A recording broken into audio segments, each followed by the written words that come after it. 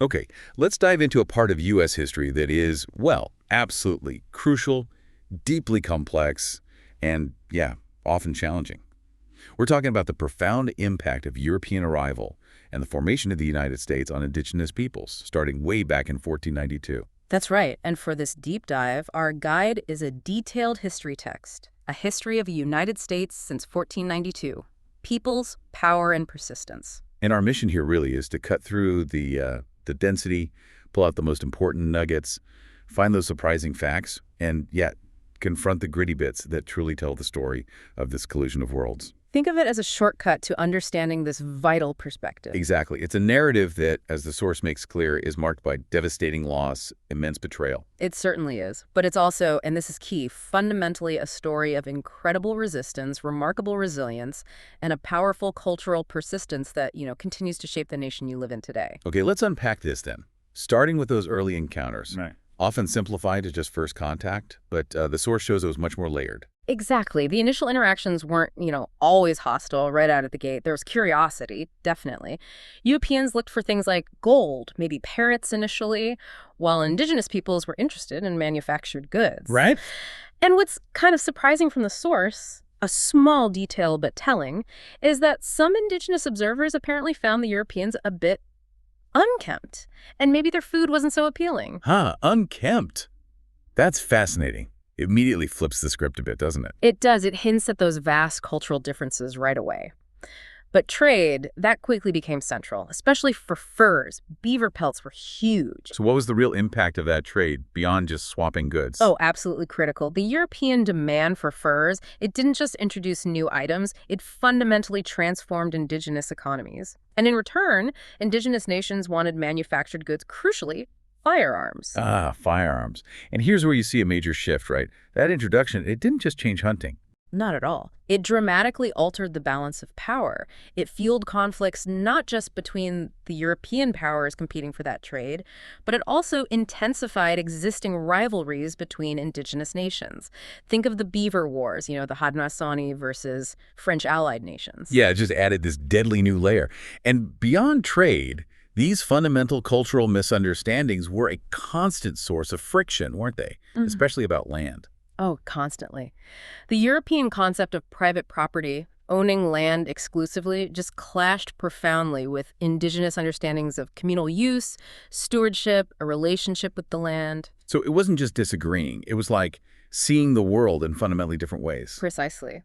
And sadly, violence and abuse were prevalent early on. The source makes it really clear that the brutal practice of enslavement started almost from the beginning. Indigenous enslavement. Yes, absolutely. Right from the start. Under the Spanish and Portuguese, you had systems like encomienda, repartimiento, basically forced labor, often indistinguishable from outright slavery. You had notorious slave raiders like the Portuguese bandeirantes, and even English colonists, after conflicts like the Pequot War, they adopted the practice too, selling captives, sometimes sending them down to the Caribbean.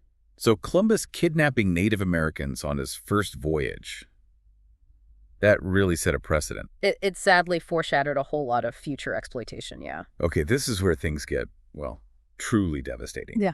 We have to talk about the Great Dying. This wasn't just some unfortunate side effect of contact, was it? No. This was arguably the single most catastrophic consequence of the whole collision. Old world diseases, smallpox, measles, influenza, you name it. They arrived in populations with absolutely zero immunity. And the source points out something really eye-opening here. Yeah, that these diseases often traveled ahead of the Europeans themselves, moving along existing indigenous trade routes, just decimating communities before direct contact was even made. The scale is just. Yeah. It's almost impossible to really grasp. The source cites estimates of population declines, like up to 90% in some areas within the first century. 90%. Think about that. Look at the Aztec population, ravaged by smallpox from 1520 onwards that directly helped the Spanish conquest. Or in the southeastern U.S., the population just plummeted, over 70% between 1685 and 1790. 70%. And it wasn't just numbers. This was a societal collapse on an unimaginable scale. Imagine losing 9 out of every 10 people in your town, your community. Yeah. You lose your elders, the knowledge holders, the leaders, the history. You lose the adults who do the farming, the hunting, the daily subsistence. It caused immense psychological stress, malnutrition for survivors, reduced fertility. The source even mentions suicides linked to disfigurement from diseases like smallpox. And the terrible irony is that this massive population loss, this great dying, Yeah. made huge areas look empty to the colonizers. Exactly. Which tragically fueled that myth of a virgin wilderness just waiting to be claimed. It became a twisted justification for taking the land. Right. And while it was mostly unintentional in its initial spread, the source does touch on that disturbing possibility of disease being used intentionally. There's that discussion around possibly distributing smallpox-infected blankets during Pontiac's rebellion in 1763. That's horrifying. It is. And historian Andres Resendez's work is noted too, arguing that the brutal system of slavery itself was a major killer, especially in the Caribbean in those first few decades. So as Europeans pushed in Spanish, French, Dutch, English, it inevitably led to resistance, right? Yeah. Indigenous nations weren't just passive. Absolutely not. They actively fought back. Through diplomacy, forming alliances, and yes, through armed struggle. Early colonial history is really defined by these conflicts, often sparked by indigenous resistance to invasion. The Pequot War in 1636-1637 is a really stark early example. Okay, so the English colonists were pushing hard into Connecticut, wanting Pequot land, wanting control of the wampum trade. Right, and wanting to assert their dominance. Puritan accounts, of course, framed the Pequots as the aggressors, but the underlying driver was pretty clearly colonial expansion. And the gritty bit here, the part that really shows the nature of this conflict, is the Mystic Massacre. Yes. The English forces and their native allies attacked a fortified Pequot village. But instead of just fighting warriors, they set the village on fire. They burned hundreds of non-combatants, women, children, the elderly, trapping them inside or shooting them as they tried to escape. Just brutal. Utterly brutal. Survivors were then hunted down, executed, or enslaved. Some were sold off to the Caribbean. The English actually declared the Pequot nation dissolved. It set a really grim precedent for how conflicts could end. And then just a few decades later, 1675, King Philip's War, or Metacom's Rebellion. What was the context there in New England? Well, tensions were boiling over again. Relentless colonial expansion pushing onto lands, the imposition of English laws that undermined indigenous sovereignty, like restricting firearms only for indigenous people, and then this questionable trial and execution of Wampanoag men after the death of an informant, John Sassamon. And this war was incredibly destructive, wasn't it, for its time? One of early America's deadliest conflicts, relative to population size, yeah. An indigenous coalition, led by Metacom King Philip, as the English called him, hit back hard, destroying dozens of English towns. But the colonial response was just as fierce, if not more so. Oh, yeah.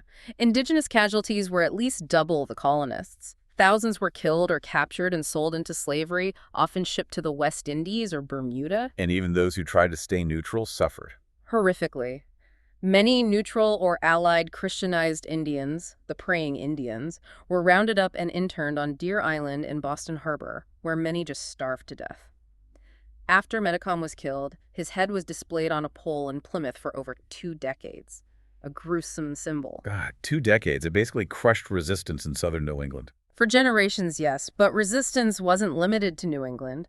The source highlights the Pueblo Revolt in 1680 out west as one of the most successful uprisings. Right, against the Spanish in New Mexico. Led by a Tewa religious leader, Pope.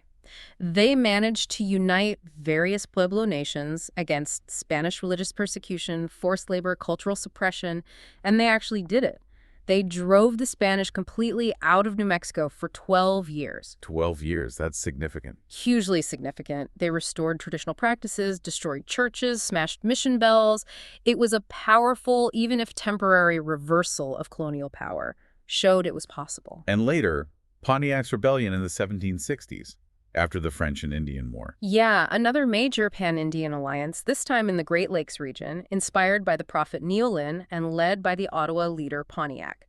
They attacked British forts and settlements, really challenging British control after France was defeated. Did they succeed in pushing the British out?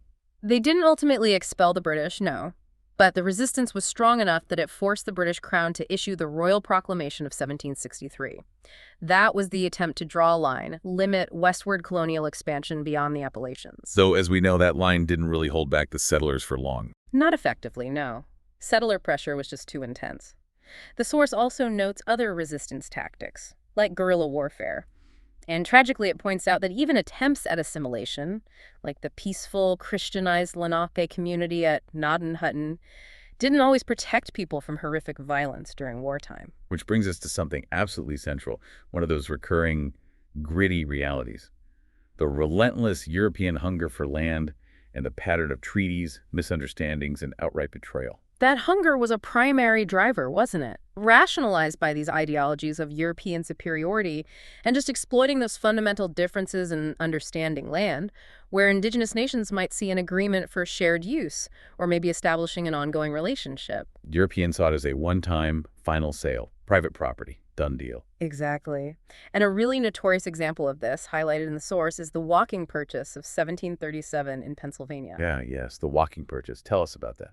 Well, colonial authorities, including William Penn's own sons and James Logan, they dug up this old questionable deed from 1686. They claimed it granted them land measured by how far a man could walk in a day and a half. Okay. But the walk wasn't the leisurely stroll the Lenape likely envisioned, based on past agreements, maybe involving shared use. No, the colonists prepared. They hired the fastest runners they could find. They cleared a path beforehand. They basically rigged it. Completely rigged it. They covered a huge distance and claimed about 1,200 square miles. That's roughly 750,000 acres. Yeah. Far, far more land than the Lenape ever intended or agreed to part with. That's an incredible amount of land taken through pure deception. It was blatant fraud, and when the Lenape protested, they were forced off the land. The colonists even enlisted the powerful Iroquois Confederacy, who had their own complex relationship with Pennsylvania, to enforce the removal. That must have created incredible bitterness, especially compared to William Penn's earlier treaties, which seemed more based on respect. Absolutely. The Lenape likely saw those earlier agreements as establishing ongoing relationships, reciprocity, not these kinds of deceptive final sales. The walking purchase really soured relations. And that royal proclamation of 1763 we mentioned, the one trying to set a boundary. Yeah, it tried to draw a line along the Appalachians, reserve the West for indigenous nations, but it was deeply unpopular with colonists, with land speculators, people hungry for that Western land, and ultimately it just wasn't effective in stopping the push west. It's important to remember, too, as the source points out, that colonization wasn't monolithic. The different European powers had different approaches, right? Definitely. You had distinct styles. The Spanish, for instance, focused heavily on their mission system, resource extraction, often using forced labor systems like encomienda and repartimiento, and pushing hard for religious conversion and cultural change, often pretty harshly. Which led to resistance like the Pueblo Revolt, but also some cultural blending, like the Virgin of Guadalupe story, incorporating the Aztec goddess Tonantzin. Exactly. The French, on the other hand, were primarily focused on the fur trade. So they tended to seek commercial partnerships and military alliances like with the Wenda or Algonquin nations. This often led to more interdependent relationships, even the emergence of Métis populations, people of mixed indigenous and French ancestry. But their involvement also fueled conflicts, like the Beaver Wars we mentioned. Yes, it definitely exacerbated existing tensions. Then you had the Dutch in New Netherland, also focused on the fur trade. They formed a really key alliance with the Haudenosaunee, the Iroquois Confederacy, and critically, they supplied them with firearms. Which gave the Haudenosaunee a significant advantage in the region for a time. It did. And then the English. Their model was quite different, focused on permanent agricultural settlements, bringing over large, expanding populations. Which inevitably led to more direct and intense conflicts over land. Absolutely. More warfare, more displacement. And they often used religious arguments, justifying taking land from those they considered heathen. So indigenous nations weren't just passively reacting, they were actively navigating these different colonial powers and their agendas. Constantly. Through diplomacy, forging strategic alliances, playing powers off each other sometimes, through trade, through resistance when needed, and through adaptation. It was a complex diplomatic landscape they had to manage. And even with all the pressures, the losses, the violence across this whole colonial era, that theme of indigenous resistance and cultural persistence just keeps coming through. What forms did that take beyond armed conflict? Resilience showed up in so many ways, often quietly, covertly. Maintaining oral traditions and languages was absolutely vital. Storytelling wasn't just stories, it was history, values, knowledge passed down when formal systems tried to erase them. Just speaking your language at home became an act of resistance. Absolutely. Practicing spiritual ceremonies in secret when they were outlawed by colonial authorities. Continuing cultural craftsmanship and art, maybe adapting new materials like glass beads or metal tools, but keeping traditional designs and symbols alive, that preserved memory, connection. The source mentions Pomeria Alta women continuing traditional pottery even within the Spanish mission system. Right, adapting but preserving. And humor. Humor was actually a subtle but powerful tool, using irony, satire to critique colonial power, to push back against stereotypes, maintain a sense of identity and community cohesion. And the source really emphasizes the central role of Indigenous women in all this cultural preservation. Critically important and often overlooked in older histories. As the primary caregivers, managers of the home, they were crucial in transmitting language, traditional knowledge about food, medicine, crafts. They maintained cultural practices in those domestic spheres, often resisting European gender norms that tried to diminish their influence. Okay, so as we move into the era of the American Revolution and the formation of the U.S., things are even more complicated, more precarious for indigenous nations. Incredibly precarious. The revolution basically forced nations to choose sides in a conflict between colonists and the British Crown, neither of whom really had their best interests at heart. Many allied with the British, right, seeing them as maybe a buffer against the colonists who were constantly pushing west onto their lands. That was often the calculation, yeah. The Haudenosaunee Confederacy, for example, suffered a painful internal split over this. The Oneida and Tuscarora mostly sided with the Americans, while the Mohawks, Seneca, Cayuga, and Onondaga largely allied with the British. And then comes the end of the war, the Treaty of Paris in 1783. What happens to Britain's indigenous allies? This is a crucial, gritty point. The treaty completely ignored them. Britain just ceded vast territories, including lands inhabited and claimed by their own allies, to the newly formed United States, without indigenous consent, without even consulting them. Just gave their land away. Pretty much. It set the stage for what became a defining pattern of early U.S. Indian policy. A relentless cycle of broken treaties and betrayal. Can you give us some specific examples from the source that show this pattern? Oh, there are many. The very first U.S. Indigenous treaty was with the Delawares, the Lenape, in 1778. It pledged peace, mutual support, but just 4 years later, Pennsylvania militiamen massacred nearly 100 peaceful, Christianized Lenape villagers at Gnattenhutton. So much for the treaty. Horrific, and a total violation. Then you have the Treaty of Fort Stanwix in 1784. Basically coerced land cessions from the Haudenosaunee, who were in a weakened position after the war. The Treaties of Hopewell in 1785-86 promised U.S. protection to southern nations like the Cherokee, Choctaw, Chickasaw. But settlers just kept pouring onto their lands anyway. Exactly, which led to pressure for more treaties, like the Treaty of Holston in 1791, forcing further land sales. Then the Treaty of Greenville in 1795, after the U.S. defeated a native confederacy at the Battle of Fallen Timbers that forced the cession of huge tracts of the Ohio Valley. And even the terms of that treaty were quickly violated by continued expansion. It's a consistent story. Look at the treaty with the Sioux in 1805. Supposedly, 2 leaders ceded a large area for a fort. General Zebulon Pike valued the land at $200,000, but left only about $200 worth of gifts. Later, the U.S. adjusted the payment to a meager $2,000 annuity. $200 for land worth $200,000. That's blatant. And the Treaty of Fort Wayne in 1809, Potawatomi, Delaware, Miami, other nations were pressured into ceding another 2.5 million acres for roughly 2 cents an acre. It's just this relentless pressure, manipulation, disregard for agreements. The source also mentions President Washington's civilization policy. That sounds maybe positive, but what was the real aim? Well, the stated aim was to encourage indigenous peoples to adopt American-style agriculture and ways of life. But, a key underlying goal, often stated explicitly, was that if they adopted farming on smaller plots, they wouldn't need their vast hunting grounds anymore. That surplus land could then be acquired for white settlement. So even civilization was tied to getting land. It was directly linked to land acquisition, yes. But resistance didn't stop. In the early republic, you had the Shawnee leader Tecumseh and his brother Tenskwatawa, the prophet. They attempted something really significant.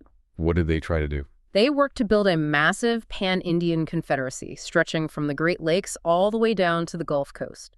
The goal was to unite all nations to resist further land cessions, to reject American encroachment, and to revive traditional spiritual practices and cultural identity. A united front against expansion. Exactly. It was a major challenge to the U.S. vision for the continent, a powerful movement, until Tecumseh was killed fighting alongside the British in the War of 1812. Okay, so moving into the 19th century, the dominant theme becomes westward expansion, fueled by this idea of manifest destiny. Right. Manifest destiny, this belief, really, that the United States had a divine right, a destiny to expand across the entire North American continent.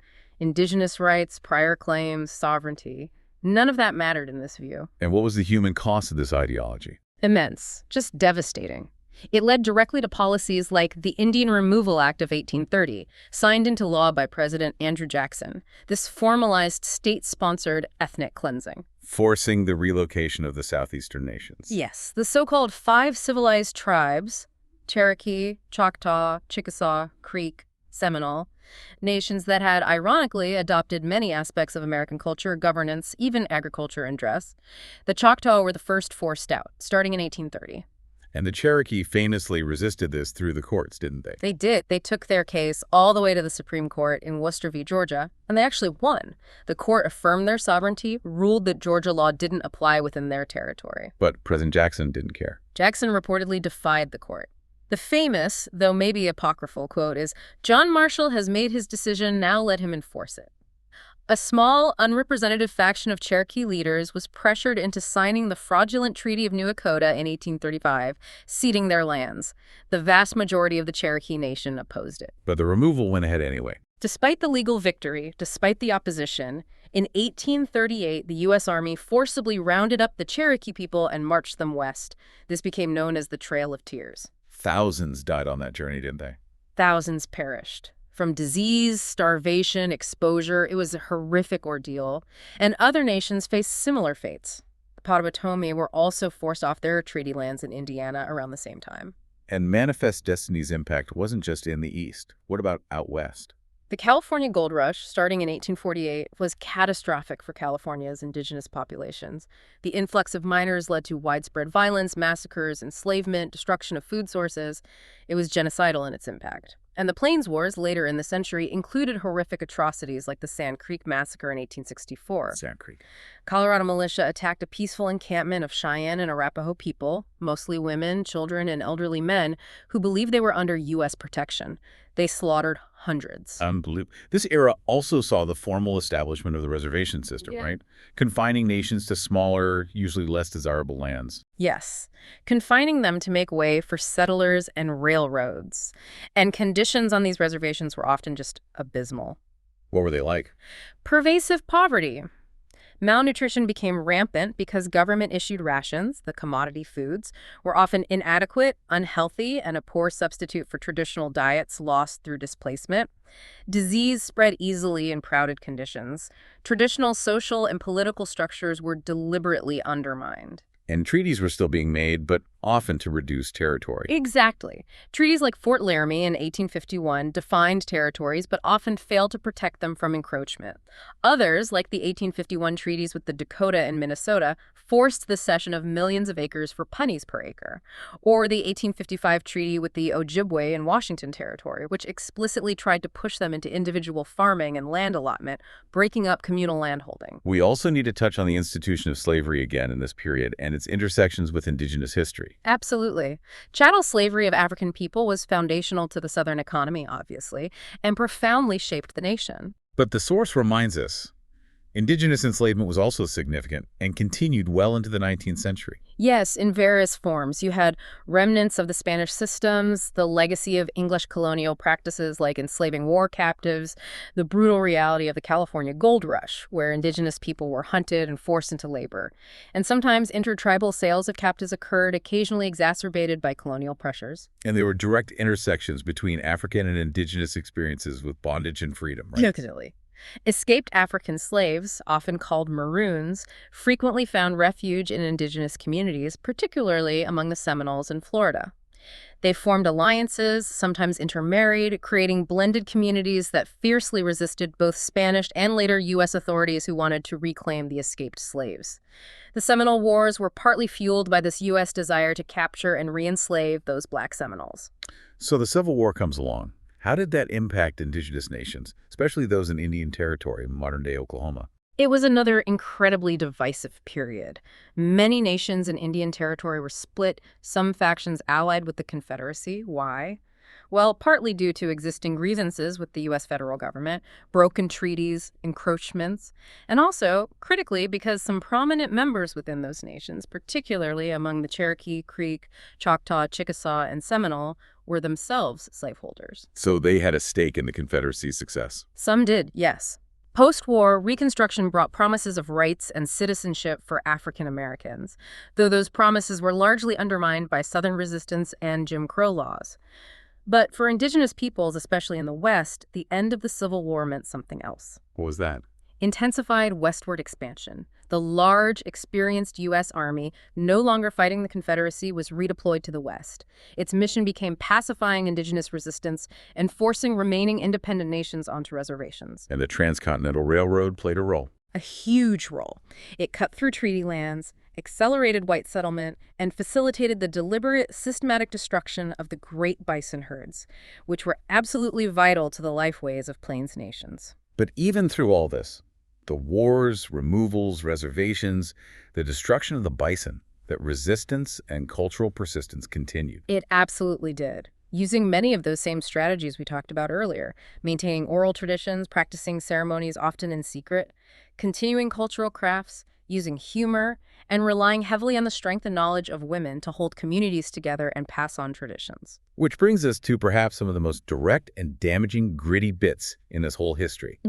The U.S. government's explicit policies aimed at forced assimilation and cultural destruction. Yeah, this wasn't just neglect or byproduct. These were intentional federal policies designed to eradicate indigenous cultures and force individuals to become like mainstream white Americans. The Dawes Act of 1887 seems like a key example. Absolutely central. It directly attacked communal land ownership, which was the bedrock of many indigenous societies. It authorized the president to break up reservation lands, divide them into individual allotments, usually 160 acres or less for tribal members. And what happened to the land not allotted? That's the crucial part. Millions of acres were declared surplus and opened up to non-indigenous settlers, railroads, corporations. What was the overall result of the Dawes Act? Devastating. Between 1887 and 1934, when the policy was finally ended, indigenous nations lost about 90 million acres of land. That's roughly two-thirds of the land base they had remaining in 1887. It destroyed communal systems, led to widespread land loss as individuals lost or were cheated out of their allotments, increased poverty, and fundamentally undermined tribal sovereignty. And the boarding school system was another major tool of this assimilation policy. A key instrument, yes. The infamous quote from Captain Richard Henry Pratt, founder of the Carlisle Indian Industrial School, perfectly sums up the goal. Kill the Indian in him and save the man. Just chillin'. How did these schools operate? Children were forcibly taken from their families, sometimes as young as 4 or 5, sent hundreds, even thousands of miles away. They were systematically stripped of their identities. Their traditional long hair was cut short. They were forbidden to speak their native languages, punished if they did. They were given English names, forced into uniforms. They were indoctrinated into Euro-American culture, Christianity, vocational skills deemed appropriate. And the source details the trauma involved. Immense trauma. Beyond the cultural genocide aspect, the schools were often rife with harsh discipline, but also rampant disease due to poor conditions, malnutrition, and tragically widespread physical, emotional, and sexual abuse. The impact of that must be profound even today. Absolutely. This system caused deep intergenerational trauma, loss of language, loss of culture, fractured families. The effects are still being felt and dealt with in communities across the country. And the government also went after religious practices directly. Yes. They explicitly outlawed traditional religious ceremonies, things like the Sundance on the Plains, the potlatch ceremony in the Pacific Northwest. They called them heathen, disruptive, obstacles to assimilation. Practitioners could even be jailed. It was a direct assault on indigenous spirituality and community life. The source has a table summarizing these policies, allotment, boarding schools, religious suppression, and just lays out the devastating outcomes. Massive land loss, cultural genocide, lasting trauma. It makes it clear this was a deliberate campaign. As the U.S. became a global power in the late 19th and early 20th centuries, did its actions overseas echo its domestic policies? The source points out unsettling parallels, yes.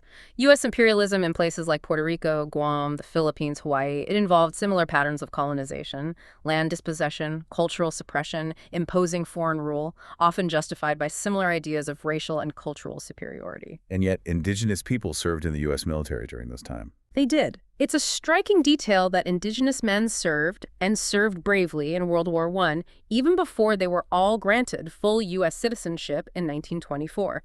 Tribes like the Choctaw and Cherokee actually used their languages as code talkers on the Western Front, providing secure communications. But they still face discrimination back home. Often, yes. Veterans returned to find their rights still denied, their lands still under threat. World War II saw even higher rates of indigenous enlistment, and of course the Navajo code talkers became legendary in the Pacific Theater. Their code, based on the Navajo language, was never broken by the Japanese. Never broken. Absolutely crucial to campaigns like Iwo Jima. But incredibly, their vital contribution remained classified, secret, for decades after the war. Many took that secret to their graves. Wow.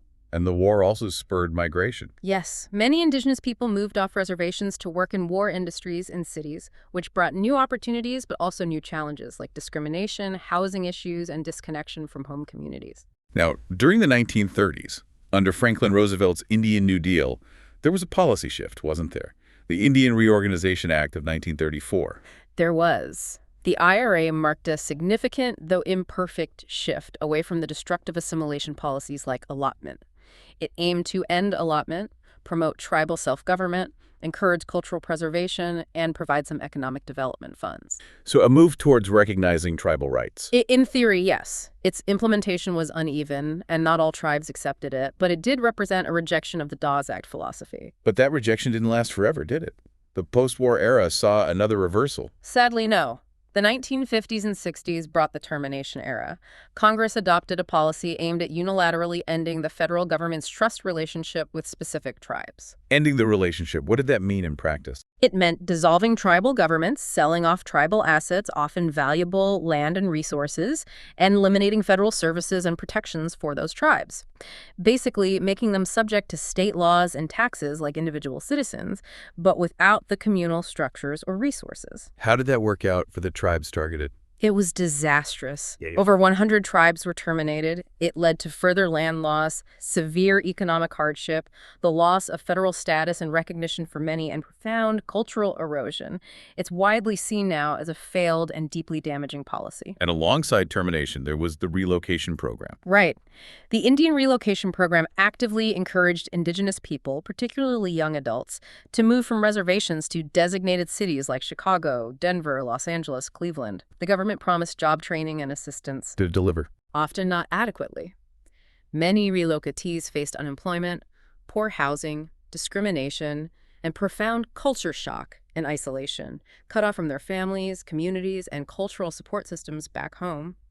While some found opportunities, for many it was a very difficult and alienating experience. So this period of renewed pressure, termination, relocation, this must have fueled the rise of indigenous activism in the 60s and 70s. Absolutely. It was a major catalyst, along with the inspiration drawn from the African-American civil rights movement happening at the same time. The Red Power movement emerged. With groups like NIYC and AIM. Exactly. The National Indian Youth Council, NIYC, was more focused on policy and education initially, while the American Indian Movement, AM, became known for more direct, confrontational tactics. They were demanding recognition of treaty rights, tribal sovereignty, self-determination, and fighting against issues like police brutality and discrimination. And they organized some highly visible protests. They did. Actions that really captured national, even international attention. The occupation of Alcatraz Island from 1969 to 1971, claiming it as Indian land under treaty terms.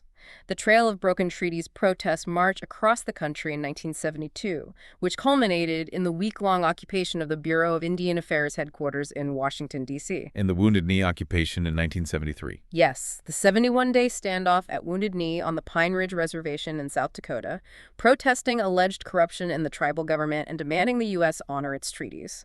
These were high-profile, often tense confrontations. Did this activism lead to change? It did have an impact, yes. While controversial, it raised public awareness and put pressure on the federal government. It contributed to important policy shifts like the official end of the termination policy and the passage of the Indian Self-Determination and Education Assistance Act in 1975. What did that act do? ISDEA gave tribes much more control over administering federal programs and services for their own communities. Things like schools, healthcare, law enforcement. It was a major step towards tribal self-governance. Also, the American Indian Religious Freedom Act, AIRA, was passed in 1978. Aimed at protecting traditional religious practices. That was the goal, yes. To protect access to sacred sites, use of sacred objects, freedom to worship through traditional ceremonies. However, ARA was largely a statement of policy. It initially lacked strong enforcement mechanisms or teeth to force federal agencies to comply, which has been an ongoing issue. Okay, so this brings us right up to the present, and the enduring inequities, the unresolved histories, the modern gritty bits that are direct legacies of everything we've discussed. Exactly. This isn't just history locked in the past. The legacy of colonization, dispossession, assimilation, it continues to manifest in real, measurable disparities you see today. Historical trauma is a huge factor. How does that work? Trauma passed down. Yes, the cumulative emotional and psychological wounding over generations, resulting from things like massacres, land loss, forced removal, and especially the boarding school experience. It contributes to higher rates of PTSD, substance use disorders, suicide, depression, anxiety within many Indigenous communities. The trauma is literally passed down. And one of the most devastating contemporary crises stemming from this history is the epidemic of missing and murdered Indigenous women and girls, MMIWG. It's horrifying. Indigenous women and girls face rates of violence, murder, sexual assault, trafficking that are alarmingly higher than other demographic groups. Often the perpetrators are not Indigenous, and the crimes occur in a context of jurisdictional confusion and systemic failures rooted in that historical dehumanization and disregard we've been talking about. It's a tragic, urgent crisis. The source also notes the forced sterilization of American Indian women. Yes, documented cases, particularly in the 1970s through the Indian Health Service, where women were sterilized without proper consent, sometimes without their knowledge at all. Another violation of bodily autonomy rooted in racist ideologies. And the struggles over land and resources continue. Absolutely. Disputes over land rights, water rights, resource extraction, protection of sacred sites. These are constant battles. Think about the widespread protests against oil pipelines crossing treaty lands or threatening water sources. And lawsuits continue, like the landmark Cobell v. Salazar case, which dealt with decades of federal mismanagement of trust funds belonging to individual Native Americans' funds derived from resource leases on their allotted lands. And socioeconomic and health disparities remain pretty stark. Very stark. High rates of poverty, unemployment, substandard housing, lower educational attainment compared to national averages, and significant health disparities, lower life expectancy, higher rates of chronic diseases like diabetes, heart disease.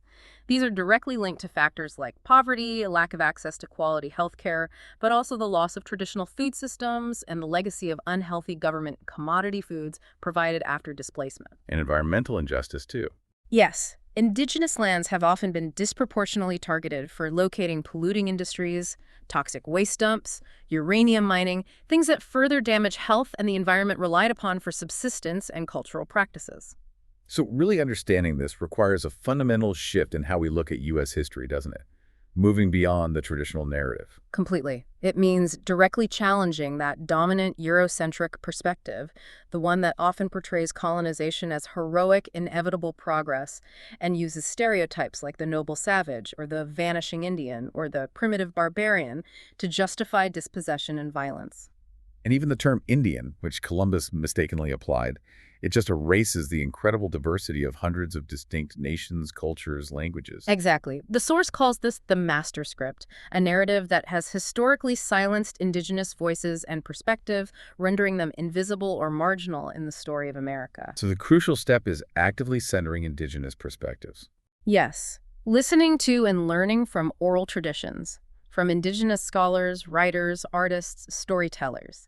Recognizing that storytelling itself is a powerful tool for cultural maintenance, for education, for resistance, for healing. It carries knowledge the history books often leave out. And acknowledging all these painful, gritty bits. We've talked about the conquest, the slavery, the dispossession, the broken treaties, the assimilation policies. It's not about assigning blame in the past, is it? It's about understanding the present. Precisely. It's fundamentally necessary for understanding why the United States looks the way it does today, why these inequities persist. And it's necessary for any hope of genuine reconciliation, for building a more just and equitable future. You can't fix problems if you don't acknowledge their roots. And running alongside all this trauma and injustice is that incredible story of resilience. Extraordinary resilience, and ongoing cultural revitalization. Languages are being actively revived, sacred sites are being fought for and protected, ceremonies are being restored and practiced openly again, traditional arts and knowledge systems are being strengthened, tribal governance is being asserted. It's a powerful counter-narrative. So this deep dive really shows us that U.S. history isn't a simple linear story. It's this incredibly complex, multifaceted narrative of collision, expansion, nation-building, yes, but also of profound injustice and an enduring, tenacious struggle for survival and rights. It absolutely encompasses those brutal impacts: disease, warfare, dispossession through fraud and force, enslavement, deliberate cultural destruction, all leading to present-day trauma and disparities. But it is equally, maybe even more powerfully, a story of incredible indigenous resilience, active resistance in countless forms, and profound cultural persistence. Maintained through overt struggle, yes, but also through quiet, covert practices, dynamic adaptation, and just an unwavering commitment to identity and survival across centuries. Understanding this painful, complicated, yet ultimately inspiring past, acknowledging all the voices, especially those silenced for so long, and confronting those gritty bits, it isn't just an academic exercise about history. It is absolutely crucial for understanding the fabric of the United States today and for imagining and hopefully building a more just future for everyone. The narrative is definitely still unfolding. What stands out to you from this